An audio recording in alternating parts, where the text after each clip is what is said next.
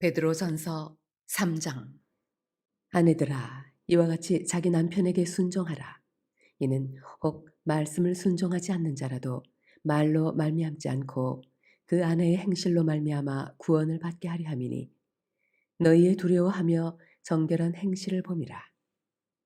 너희의 단장은 머리를 꾸미고 금을 차고 아름다운 옷을 입는 외모로 하지 말고, 오직 마음에 숨은 사람을 온유하고 안정한 심령에 썩지 아니할 것으로 하라.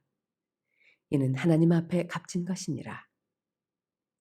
전에 하나님께 소망을 두었던 거룩한 부녀들도 이와 같이 자기 남편에게 순종함으로 자기를 단장하였나니, 사라가 아브라함을 주라 칭하여 순종한 것 같이 너희는 선을 행하고 아무 두려운 일에도 놀라지 아니하면 그의 딸이 된 것이니라. 남편들아, 이와 같이 지식을 따라 너희 아내와 동거하고 그를 더 연약한 그릇이요 또 생명의 은혜를 함께 이어받을 자로 알아 귀히 여기라. 이는 너희 기도가 막히지 아니하게 하려 함이라. 좋은 날입니다. 성령님께서 오늘도 여러분과 저의 심령 가운데 큰 은혜와 평강으로 함께해 주시기를 주님의 이름으로 축복하여 드립니다. 오늘은 베드로전서 3장 1절부터 7절까지의 말씀을 통해서 부부생활 어떻게 해야 할까라는 제목으로 말씀을 전해드리기 원합니다.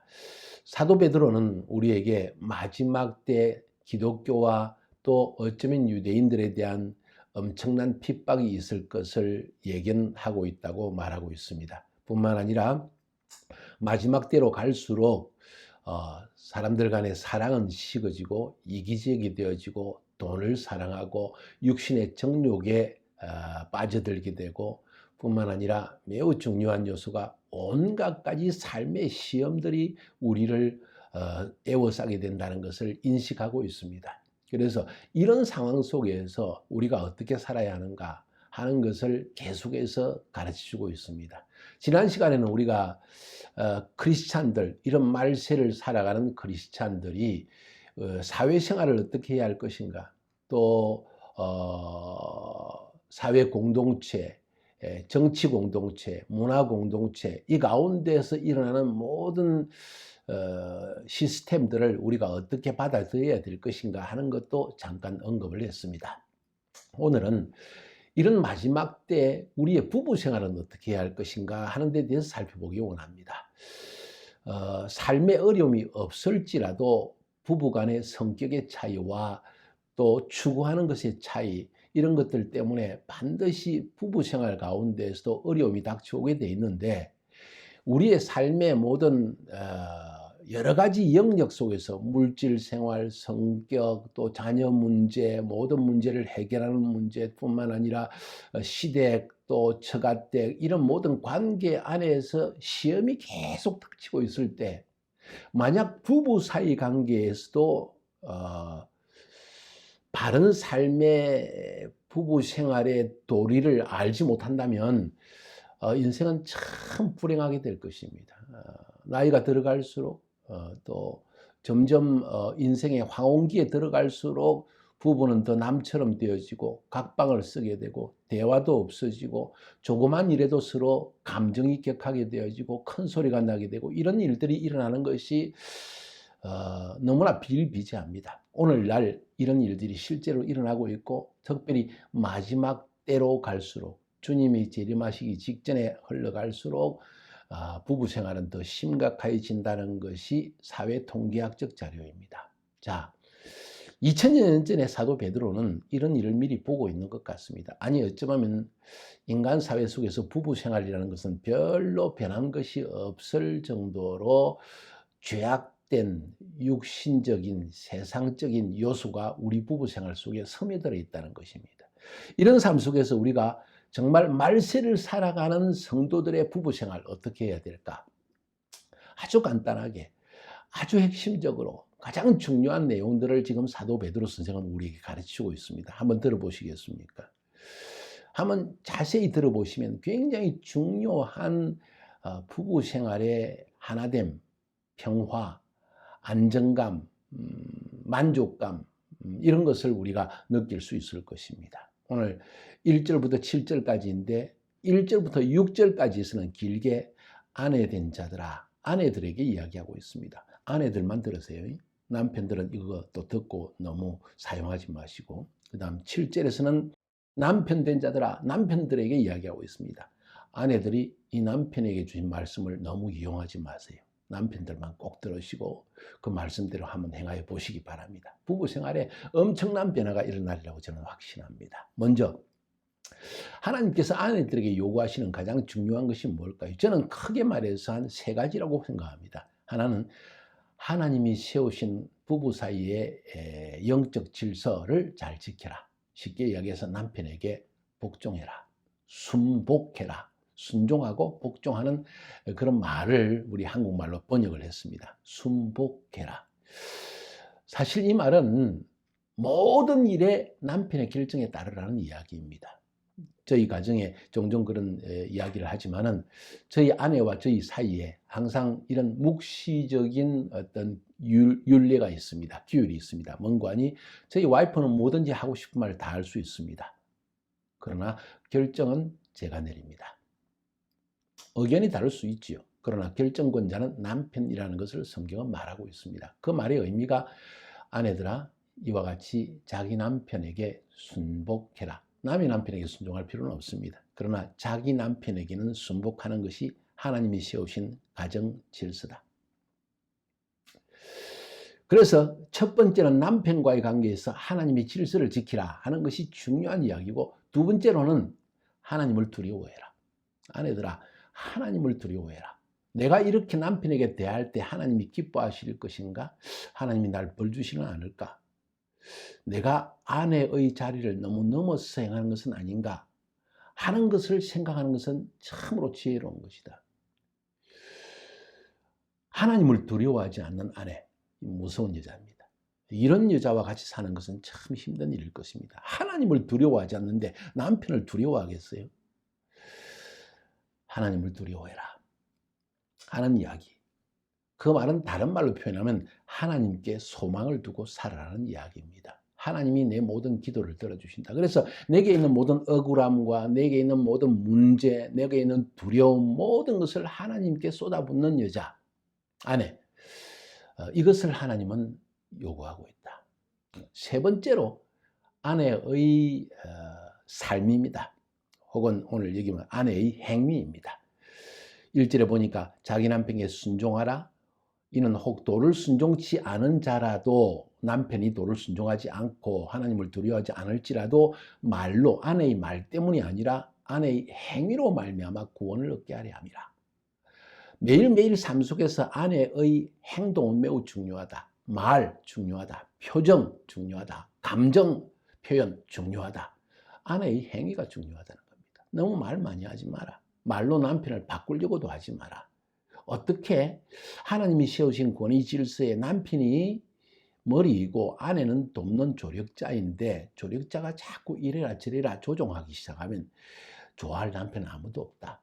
남편을 위해서 하는 이야기인데요, 맞는 이야기지만은 불행하기도 그것은 하나님이 정한 질서가 아니다. 물론 아주 어진 남편 혹은 마음이 넓은 남편, 그래서 모든 것을 잘 들어주는 남편 아주 좋습니다. 그럼에도 불구하고 결정은 남편이 내리는 것이라고 성경은 말하고 있습니다. 자, 아무튼 아내에게 요구한 것이 세 가지라고 했습니다. 첫 번째로는 남편에게 순종하는, 하나님이 세우신 부부 사이의 질서를 지키는 것. 두 번째로는 하나님을 두려워해서 나의 말, 행동이 하나님 앞에 옳은 것인가 하는 것을 늘 생각하면서 하나님을 두려워하는 사는 아내. 그 말은 또 하나님께 소망을 두고 사는 아내가 중요하다. 세 번째로 아내의 행위가 중요하다. 아내의 삶이 중요하다. 아내가 옳은 말을 한다고 해서 말을 자꾸 많이 한다고 해서 남편이 변화되는 것 아니다. 뿐만 아니라 그 다음에 2절, 3절, 4절, 5절, 6절 가만히 한번 살펴보세요. 여기에서 특별히 2절, 3절, 4절에서는 아내의 삶에 대한 이야기를 던져주고 있습니다. 2절, 3절, 4절에서 말하고 있는 가장 중요한 아내의 행위 뭘까요? 그것은 부드러움입니다. 자, 4절부터 한번 봅시다. 오직 마음에 숨은 사람을 온유하고 부드럽다는 겁니다. 온유한다는 것은 쉽게 화를 내지 않는 것, 쉽게 감정에 변화되지 않는 것, 그것은 또 그 말과 연관되어져서 안정한 심령. 다시 말해서 아이들이 집에 와서 평안히 쉴 수 있는 분위기를 만들어내는 아내. 안정한 심령이라는 것은 감정의 요동이 없다는 것입니다. 막 화를 내고 신경질을 부렸다, 그 다음에 또 웃었다가 이런 감정의 요동이 있으면 안 된다. 혹은 항상 자녀들에게 가르치기만 하고 남편의 잘못을 지적하기만 하는 이런 아내. 안정되지 못합니다. 온유하지도 못합니다. 자꾸 뭔가에 자기의 부족함 혹은 만족되지 못함을 아내의 눈에는 항상 모든 것이 부족하기 마련이고 또 두려움 때문에 자꾸 이런 행동들이 나오긴 하지만은 성경은 그것이 옳은 것이라고 말하지 않습니다. 한번 생각해 보세요. 여러분의 마음이 안정되어 있는가? 온유한가? 온유하고 안정한 심령의 소유자. 이게 하나님 앞에 값진 것이라고 지금 4절에는 말하고 있습니다. 그 다음에 또 5절, 6절에 보니까 전에 하나님께 소망을 두었던 거룩한 분들도 이와 같이 자기 남편에게 순복함으로 자기를 단장하였다. 사라가 아브라함을 주라 칭하여 복종한 것이 너희가 선을 행하고 아무 두려운 일에도 놀라지 아니함으로 그의 딸이 되었느니라. 여기서 볼 수 있는 또 하나의 아내의 삶, 아내의 행위에 중요한 것은 작은 일로 지나치게 두려워하거나 놀라지 않는 것을 성경은 요구하고 있다. 여자들은 쉽게 놀래요. 또 너무 두려워합니다. 조그만 일에도 화들짝 놀래고 이거 어떡하나 저거 어떡하나 하고 두려워하는 성향이 있습니다. 물론 남편들이 잘 품어주는 것은 중요한 일이지만 아내들이 잘 들으세요. 그거 하나님의 자녀들의 성품이 아니라는 겁니다. 하나님을 온전히 소망하고 하나님을 두려워하고 하나님을 온전히 신뢰하며 사는 아내들은 그러지 않는다는 거예요. 오히려 남편을 신뢰하고 내 남편을 통해서 하나님이 나를 보호하시고 내 남편을 통해서 나를 먹이시고 내 남편을 통해서 하나님이 모든 미래의 일들을 예비해 놓으시고 내 남편을 통해서 일하실 것을 믿는 사라의 마음이 필요하다. 그래서 아브라함을 주님, 로드, 주님이라고 칭했다는 거예요. 야, 이거 쉽지 않은 이야기입니다. 특별히 남편이 좀 뭔가 덤벙대고 또 결정이 온전하지 못하고 혹은 배운 것이 별로 없고 또 이렇게 사리를 잘 분별하지 못하고 뭐 여러 가지 이제 부족함이 많은 남편이라고 생각될수록 제가 이야기합니다. 아내들이 그렇게 생각할수록 아내들은 염려가 많아지고 말이 많아지고 걱정이 많아지고 두려움이 많아지고 모든 것을 내가 책임져야 되고 자, 이런 성향들이 나타나지만 아내들이요. 그래도 남편에게 순종하라. 하나님을 두려워하고 하나님께 소망을 두어라. 하나님이 너를 지키시지 심지어 네 남편이 지키는 것이 아니다. 뭐 이런 이야기를 지금 하고 있는 것입니다. 그런 어려운 가운데에서도 아내들이요. 또 해야 될 아름다운 성품은 뭐냐? 선을 행하라. 다른 사람이 볼 때 참 선하다 하는 인상을 주는 행동과 말을 행하라. 저는 여기서 아주 남편의 입장에서 남자의 입장에서 볼 때 아내에게 요구하시는 하나님의 음성이 마음이 안정되어 있느냐? 마음이 온유하냐? 차갑지 않은, 요동하지 않는, 감정이 흔들리지 않는, 조그만 일에 지나치게 호들갑을 떨지 않는, 그러면서도 다른 사람을 돕는 선한 모습. 이거 아름다운 아내의 모습이라고 지금 성경은 이야기하고 있습니다. 자, 여러분, 사랑하는 아내 여러분들 잘 들으세요. 남편들은 여러분의 예쁜 옷, 몸매, 살 빠진 것, 주름살 없는 것, 예쁜 립스틱을 바른 것, 화장을 잘해서 너무 예쁘게 보이는 것, 미장원에 가서 비싼 머리 치장을 하는 것, 그것 때문에 아내를 사랑하는가? 마음이 들 수는 있지만 사랑하는 마음은 아내의 성품 때문에 흘러나오는 것이라는 것을 기억할 필요가 있습니다. 지금 이것을 성경은 말하고 있는 거예요. 너희 단장은 머리를 꾸미고 금을 차고 아름다운 옷을 입는 외모로 하지 마라. 너희 속에 있는 내적 사람을 바르게 준비하는 것이 아내의 역할이다. 부부 생활 행복하기 원하느냐? 부부 생활 평화롭기 원하느냐? 샬롬. 그리고 기쁨이 있기를 원하느냐? 만족이 있기 원하느냐? 그러면 내적인 인간을 준비시켜야 된다. 내 안에 성품을 준비시켜야 된다. 여인들은 본질적으로 두려움이 많습니다.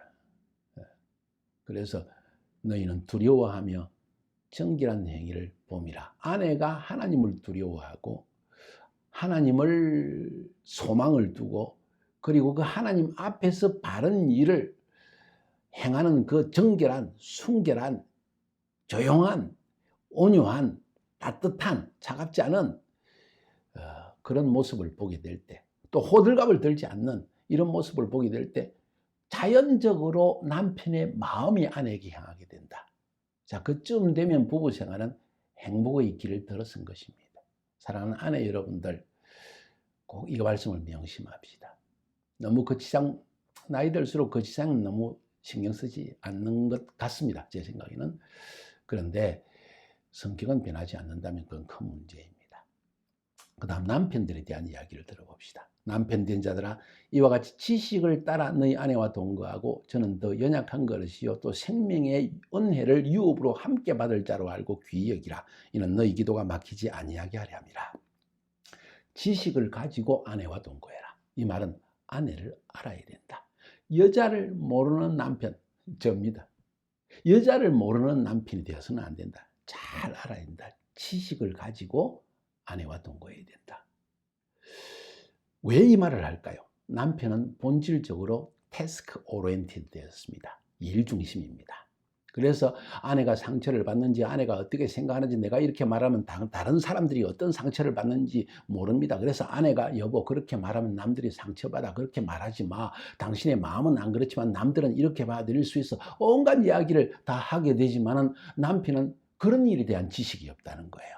일에 대한 지식은 있는데 성품과 관계에 대한 지식이 많이 결여될 수가 있습니다. 그렇지 않은 남편도 많이 있지만 저 같은 경우에 또 몇몇 많은 남자들의 경우에 지식이 부족합니다. 관계하는 지식이 없다는 거예요. 지식을 따라 아내와 동거해야 된다.